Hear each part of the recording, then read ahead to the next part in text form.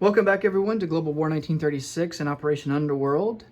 This time around, we're doing turn 9 for the Commonwealth and Free France. Before we get into that, let's kind of backtrack a little bit. We do have a correction to make, and that I thought about it during the Japanese turn last video and completely forgot about it. So when Calcutta falls, all of the IPP in the Bank of the Far East Command goes over to Japan. So this kind of alters things a little bit, as you can imagine. So I went in and gave $17 to the Bank of Japan. That's how much was in the Far East Command Bank at the time of surrender. And so the problem is that then next turn, on turn 8, the Far East Command did purchase some units. I think 3 militia, 2 Gurkhas. Actually, I think 4 militia, 2 Gurkhas.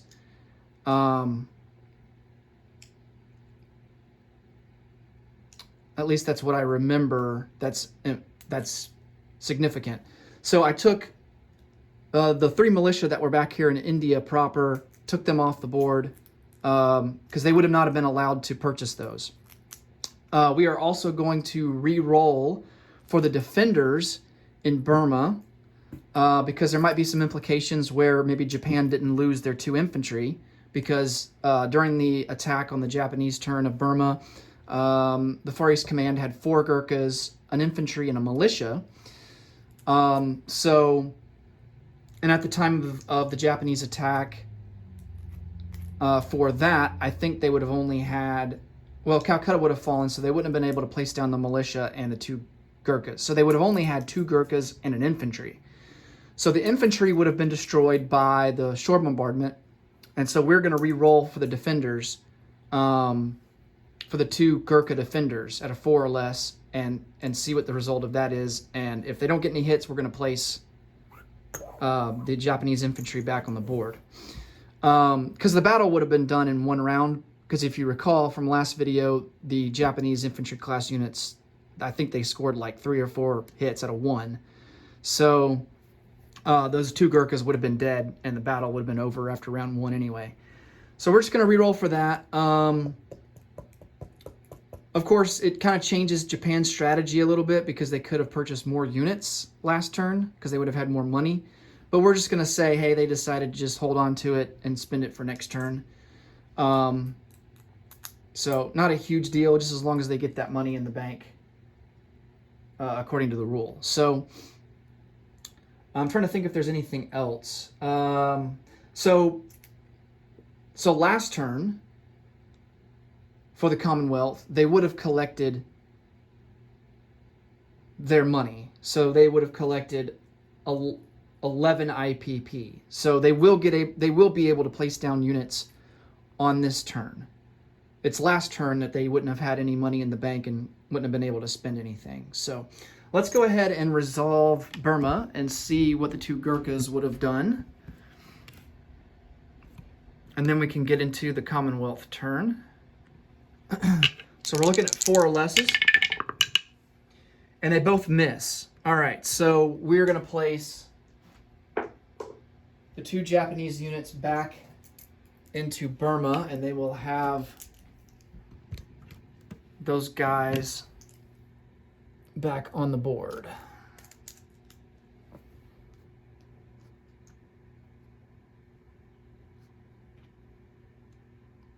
All right, so that's 4 infantry, 4 Marines, and 2 artillery in Burma.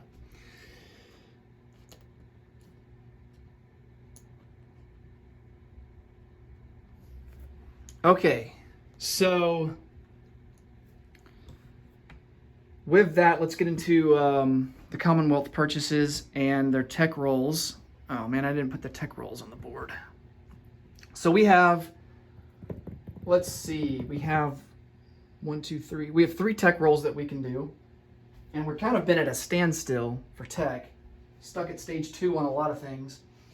We're going to go for radar, advanced subs, long-range aircraft. Let's do improved factories.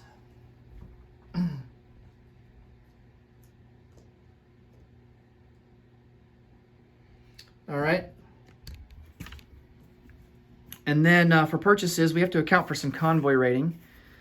So for the British, that's going to be $4. For the Far East Command, that's $1. And then for now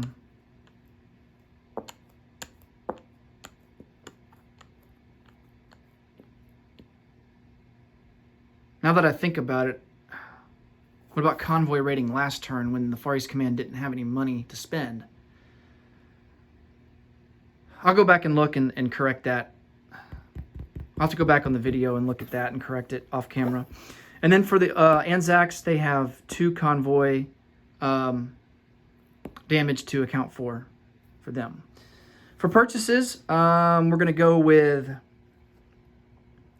4 infantry for the British, 4 infantry in London, 2 mechanized infantry for $8 in Northern England. We're going to upgrade 2 militia to infantry.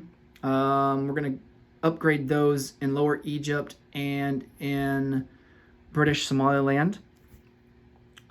And then we are going to place down a militia in South Africa. Also a militia down in Cape Town. And then a militia in Transjordan. For the Far East Command, they're going to spend all but $1, and they're going to go for a militia in Delhi and also start construction of a minor factory in Delhi. And then for the Anzacs, they will also save $1. They'll spend $4 on a AAA. All right. Let's get to rolling some tech.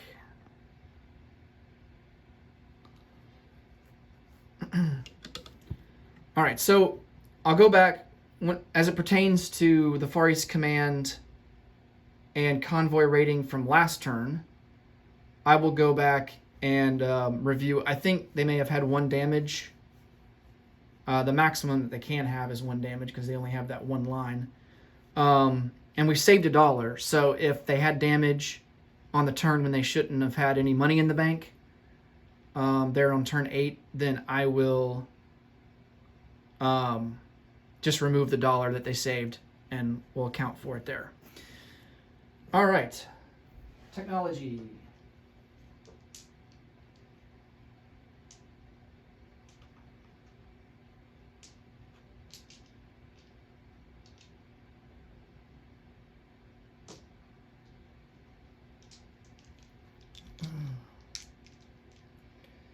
Radar's at a 7, anti-sub warfare at a 7, factories at a 7, long-range aircraft at an 8. And here are the colors. We've got the blue-green for radar, the green for anti-subs, black for factories, and red for long-range aircraft. Okay. Hopefully we have better luck this time. All right, I think we did 50-50 here, so these are no good. So the green is anti-sub warfare and long-range aircraft is the red. All right, so stage 3 for long-range aircraft. Stage 3 for ASW.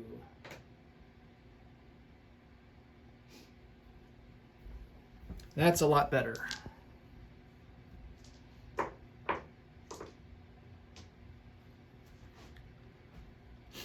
All right, while we're here, let's go ahead and do our recruitment roll for Turkey. We're not going to move anything because we are on the defensive there in Istanbul, so we need a 1 or less. And we missed with a 4. Okay. Combat moves. We'll go over here to the Atlantic first. So we got this German sub that's here in M2. We're going to bring a fighter that's on a light carrier and a tactical bomber that's on a light carrier. They're going to come over 1 and go on map. And we will pair it with these 2 destroyers. increase our chances of sinking that submarine. So those 2 destroyers come off escort duty.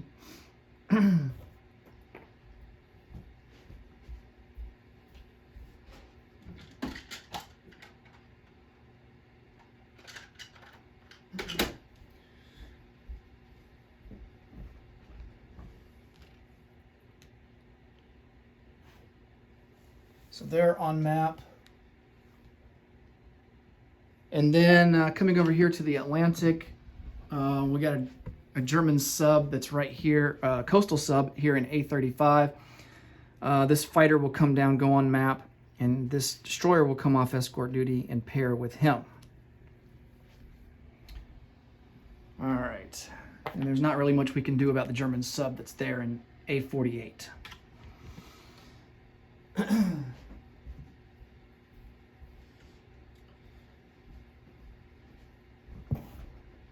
All right, so he goes on map.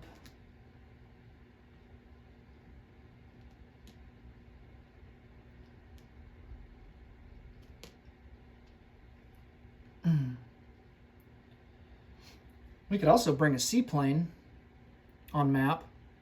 Might as well. Increase our odds even more.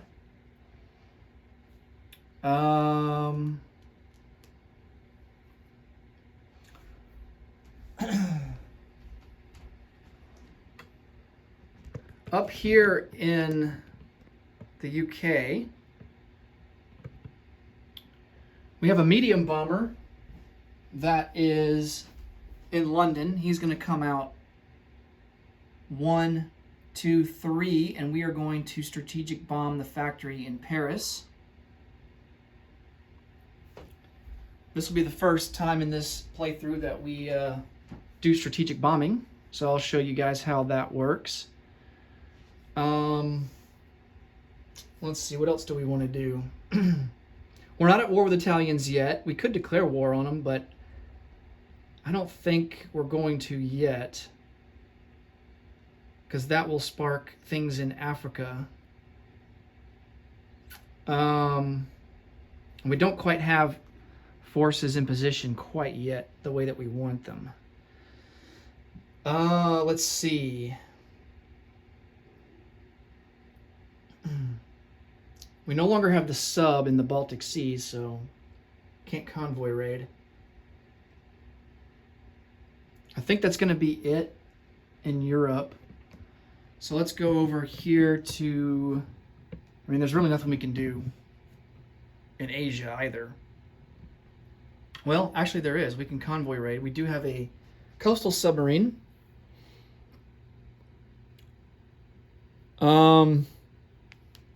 Making sure there's nobody in the way that has the range to be able to go after us next turn. So P-32.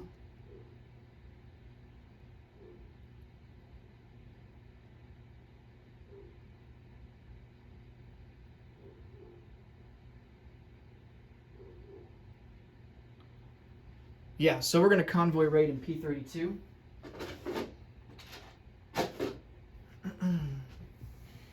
On that Japanese line. And then for the Anzacs, nothing really going on there. No combat moves for them.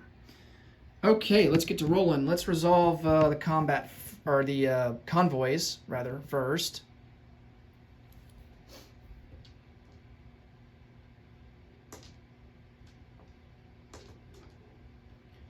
Okay, so for the Japanese line, the Tokyo line on P-32, Japan does get a bonus of +1 because they have long-range aircraft, and we only get a bonus of +1 for the coastal submarines. So it's, you know, it all washes out. Oh, wow, nice. We do 4 points of, actually, yeah, we do 4 points of damage. Man, almost maxed that line out.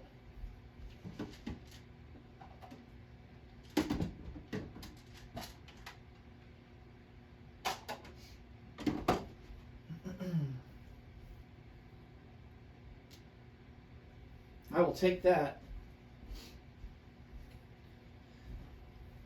Okay.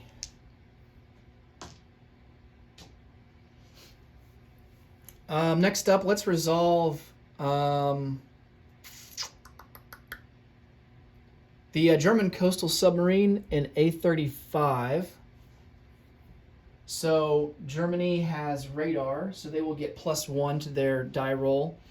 And, oh no, wait, what am I thinking? This isn't convoy rating. Getting confused. All right. So, this is our fighter that's on map and paired with our destroyer going up against the German coastal sub. So the destroyer is at a 4. Oh, almost a hit. And then the fighter is at a 6. And we do get a hit with the fighter. And then the coastal submarine does have a target. He's got a destroyer that he can go against. And he is going to be at a 2 or less. And he misses with a 5. All right, so the German coastal sub has been sunk.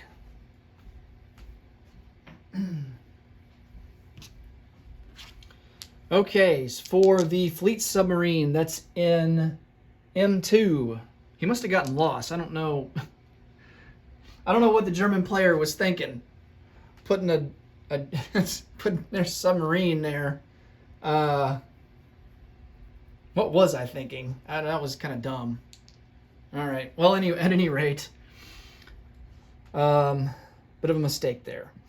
So we have a lot of British units here to try and sink them. I like our odds. So we've got 2 destroyers. Yeah, we'll just say the German submarine he took a wrong turn somewhere. All right. 2 British destroyers at a 4. Misses. Now I tell you, if I miss on everything here and that submarine gets away, not going to be a happy camper. All right, the seaplane is at a 3. Hey, the seaplane comes through. All right. And then the fleet submarine is at a 3. Oh, and he gets a hit. Wow, he is not going to go out without a bang. Okay, well, we will lose a destroyer. Well, that kind of hurts.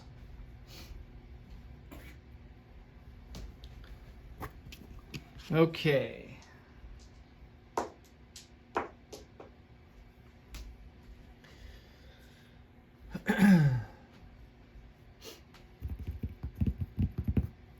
All right, next up, let's do, I think the only other combat we have to resolve is the strategic bombing of Paris.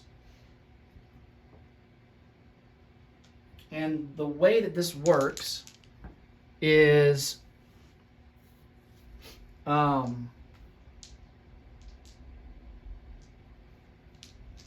medium bombers, when they conduct strategic bombing, they get 1d6 die roll. And then whatever the value is of that die roll is how much damage is done to the factory. Now the factory does get to fire back.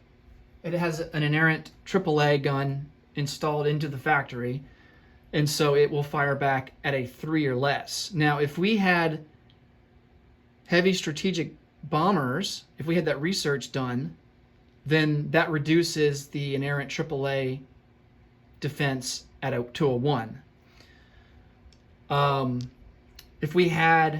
If say we were attacking with a regular strategic bomber, we would get 2 d6 die roll and then add up the numbers, and that would be the amount of damage. And then for a heavy strategic bomber, they get 3 d6 die rolls, and then you add up the value, and that's how much damage. So I think the total damage that a heavy factory can take, I believe, is 20. It's 10 for, I'm going to confirm this in the rules real quick. I think it's 10 for a medium, and for a minor, let me see.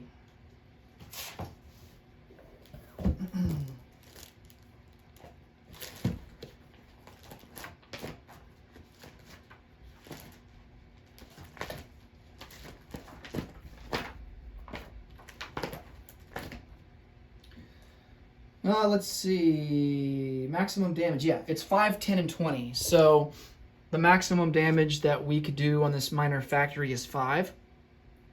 All right, and so the way this works is that the damage that you do to the factory reduces the amount of output that the defending player can put down on their subsequent turn, right? Even if they choose to repair the factory. So let's say we even do 1 point of damage on this minor factory in Paris. It's going to eliminate Germany's ability to place down any units there next turn. Okay? So whatever damage you do, that's the amount of units that units less that they can place down. So let's say we were to strategic bomb the factory in Western Germany, and the maximum damage we can do is 20. Well, obviously, if we do 20, then he's not going to be able to place down any units. But if we do, let's say we do a damage of 2, all right, then that's 2 less units that he can place down. He doesn't have improved factories, so he has a maximum of 5 that he can place down right now. That means he can only place down 3 units at that factory next turn. So that's how it works. And then, of course, a medium factory has a maximum damage of 10. So all you have to do is 2 points of damage, and that defending player would not be allowed to place down any units that turn. So, or is it 3? I think they can place down 3. Yeah, it's 3. What am I thinking? So if we do 3 points of damage, if we do 2 points of damage, they can only place down 1 unit next turn. But 3, they wouldn't be 3 or higher. They wouldn't be able to place down any at all. Okay, so now there are no defending fighters or interceptors. If Germany, say Germany had a fighter in southern France or in Paris, that fighter could scramble and intercept the bomber, and then we would roll for air superiority, if you will, at that point. And the fighter would attack at a 3, the bomber would defend at a 1, so we would roll for that. It's only 1 round of combat, and then the bomber, if it survives, gets to continue on. Now, if we had fighter escorts, then they would also be able to retaliate against the interceptor at a 3. Of course, those values are modified after you research, I want to say radar. Yeah, radar actually gives you a bonus of +1. Radar also allows you to scramble an unlimited amount of fighter units. Ordinarily, you would only get to intercept or scramble with 3. But radar, let's say Germany had 4 fighters in Paris, they would be able to scramble all 4 of them instead of just 3 with radar. So, and then radar would also give them a +1 to their attack and defense roll, so they would actually be at a 4 during this phase, this 1 round of combat phase. Of course, jet fighters, they are even stronger at this ability, so I think they're at their default, I think, is a 5, and then with radar they would be boosted up to a 6. So they would have a 50-50 shot at intercepting or even during escorting duties too. Okay, so that's the gist of strategic bombing. All right, so we don't have to deal with any interceptors or anything like that. So we're gonna go ahead and just roll, see how much damage we do. Now, both units, both the inerrant AA gun and the bomber, fire at the same time. So let's see what we get. All right, we do 4 points of damage, and he just misses us. Woo! With a 4. All right, so that factory takes Not quite the max, but takes 4 damage.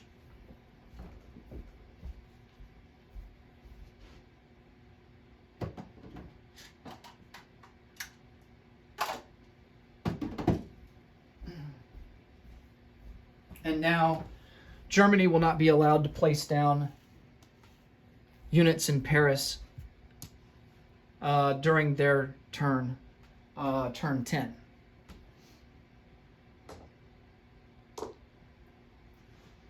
Okay.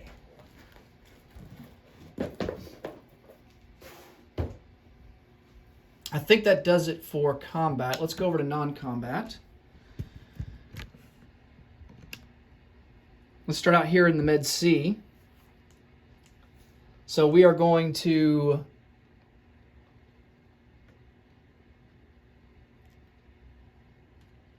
take these light carriers.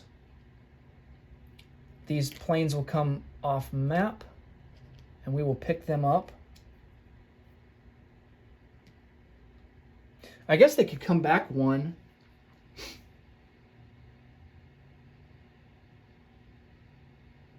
We don't have to move the fleet.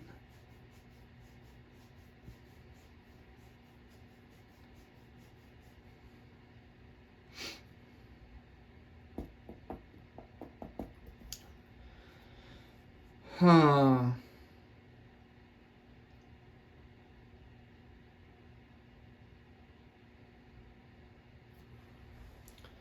The seaplane will go back into Gibraltar. These guys come off map.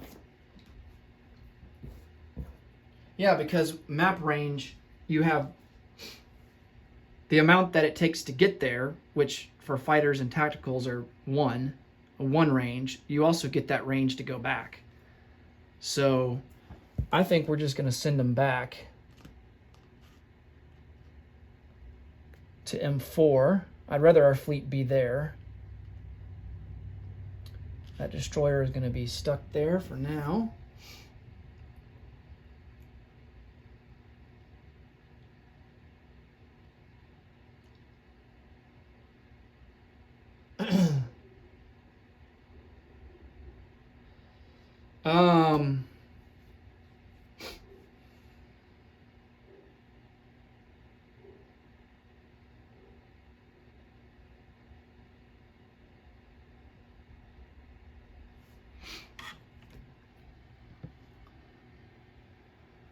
The fighter that's here in the Atlantic that's on map, he will come off map. And we're actually going to bring the fleet down to A35.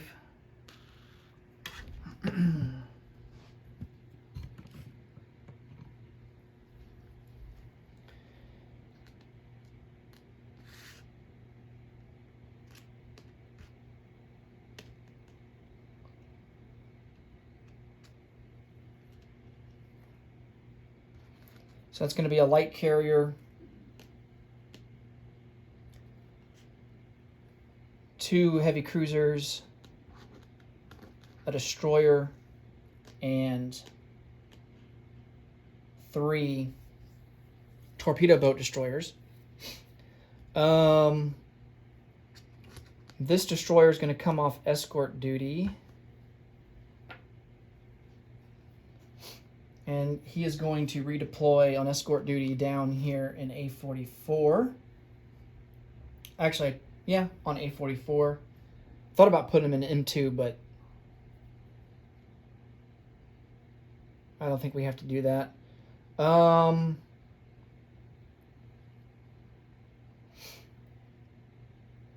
destroyer that's in A28 on escort duty, he'll come down on escort duty in A35.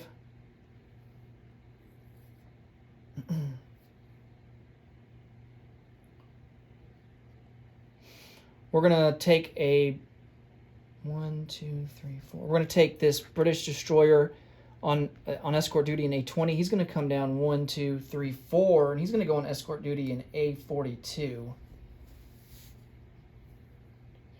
Help out the Americans on that line.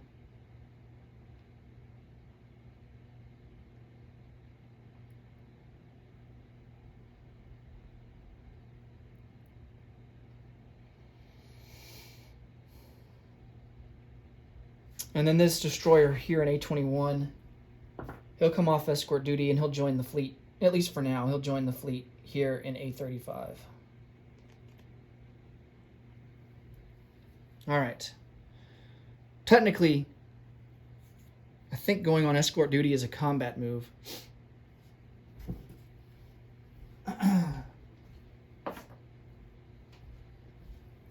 Okay. Of course, our medium bomber needs to come back to London.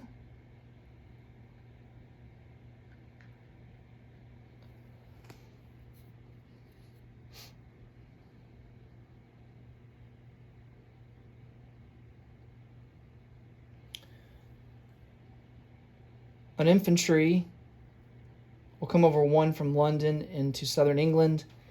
And we're also going to take these 2 medium armor from London, and they will go into southern England as well.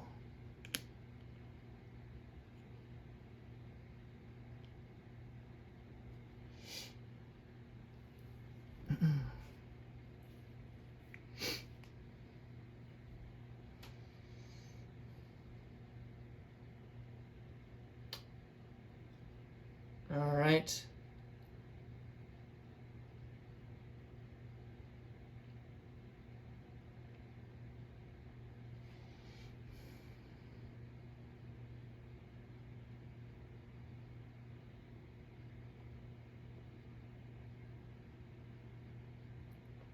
I think that's going to be it for Europe. Let's go over to the Pacific. I don't think there's much to do over here in the Pacific.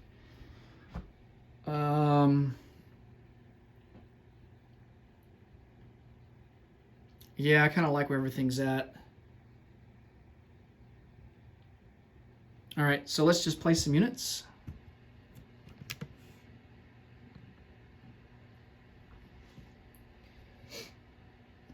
So we have 4 infantry. They will go into London.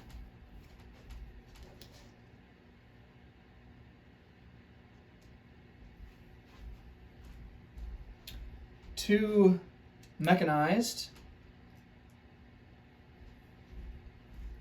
will go into northern England.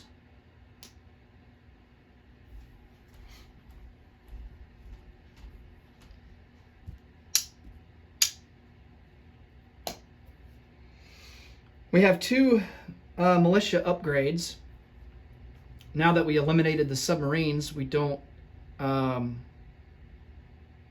We're not going to be subject to interdiction. So 1 militia will be produced at the factory in London, and he will upgrade this militia here in Lower Egypt. And so in Lower Egypt, that will give us 7 infantry, plus a colonial.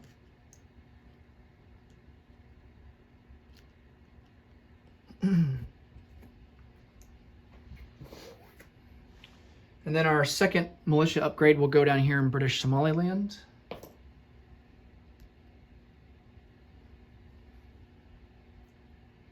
Of course, the supply route for that will be from, we have to produce it in northern England, so that'll come down 1, 2, 3, 4, 5 to Gibraltar, and then 1, 2, 3, 4 to Lower Egypt, and then 1, 2, 3 to British Somaliland. Okay, next we have 3 militia.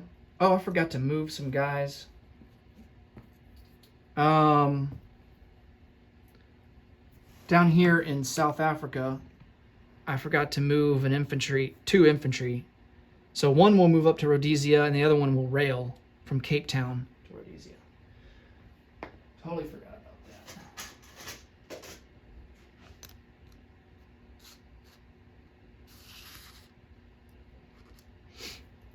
that.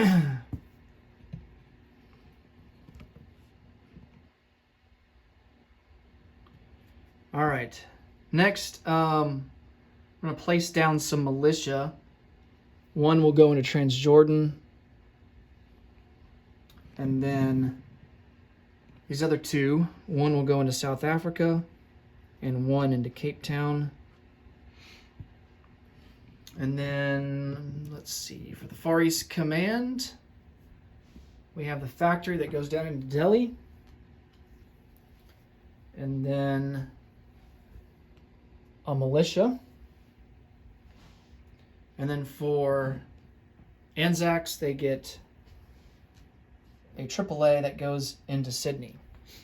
All right, let's see how much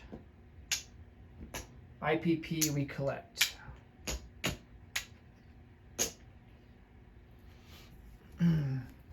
All right, so the British are at 28.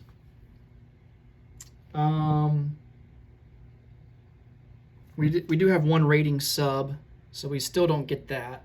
It's that German sub that's there in the South Atlantic. So we get +5, so we are at 33. The Far East Command, their base is 5.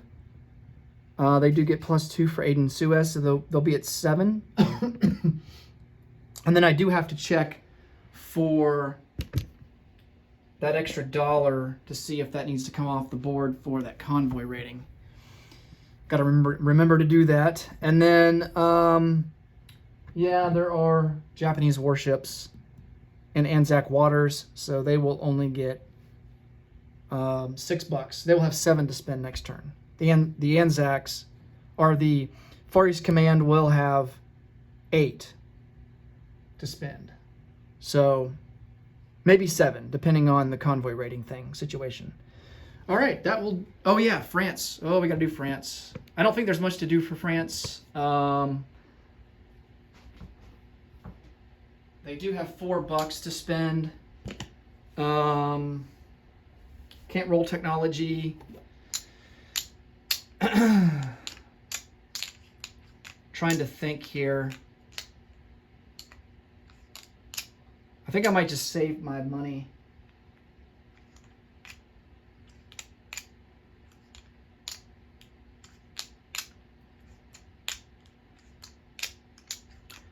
I'll tell you what, let's purchase 2. No, let's save our money. Maybe the Americans can lend-lease us something. Part of me wants to save up money for a minor factory in Cameroon. Right over there. Right over here. But I was thinking about purchasing 2 militia. One to go into Cameroon, one into Madagascar. Upgrading to a major port in Cameroon would always be a good thing as well. I think that would cost $3.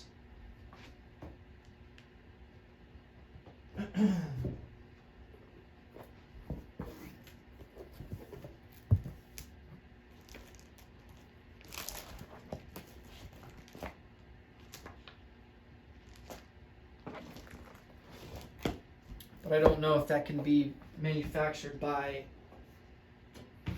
Free France as a minor power now. Let me double check.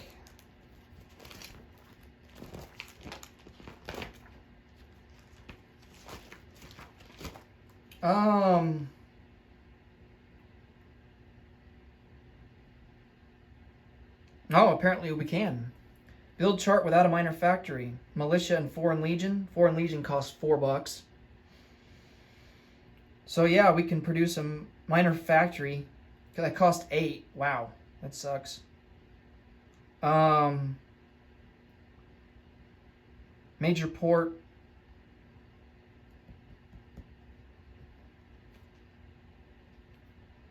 I think that upgrade would cost 3.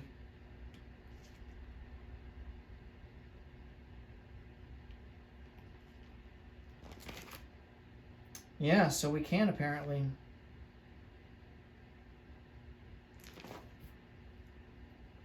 Tell you what.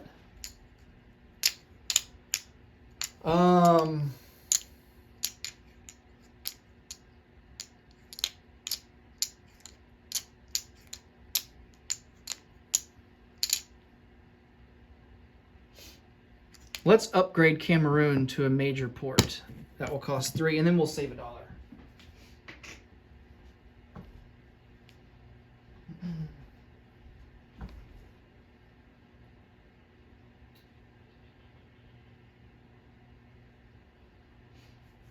gotta find out where my major port guys are.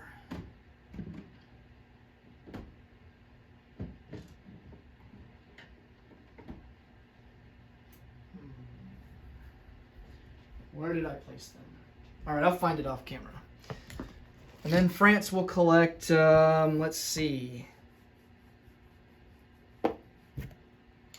France will collect $2. That will give them 3 for next turn.